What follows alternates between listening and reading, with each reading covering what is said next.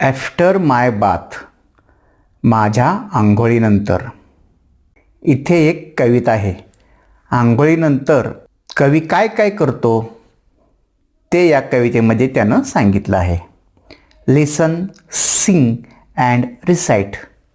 ऐका, गा आणि पाठांतर करा.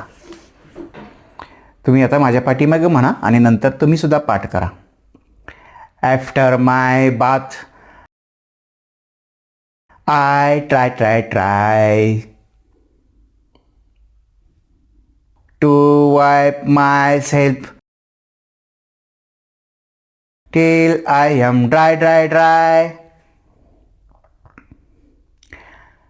Hands to wipe and fingers and toes and two wet legs and a shiny nose. Just think how much less time I would take if I were a dog and could shake.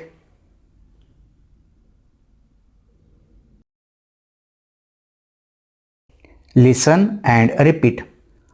आता इथे काही शब्द दिलेत ते तुम्ही माझ्या पाठीमागे म्हणायचे. Try dry, nose toes, take shake. विद्यार्थी मित्रांनो, या शब्दांना म्हणायचं रायमिंग वर्ड्स. यांचा आवाज जवळजवळ सारखाच असतो. आता तुम्ही म्हणालात ट्राय ड्राय, ह्या दोन शब्दांचा आवाज सारखाच आहे. ट्राय ड्राय असं तुम्ही म्हटलं की तुम्हाला त्यांच्यातील सारखेपण लक्षात येईल. तर या शब्दांना म्हणतात रायमिंग वर्ड्स. यापुढे तुम्हाला जिथे जिथे रायमिंग वर्ड्स दिसतील ते सगळे लक्षात ठेवायचे.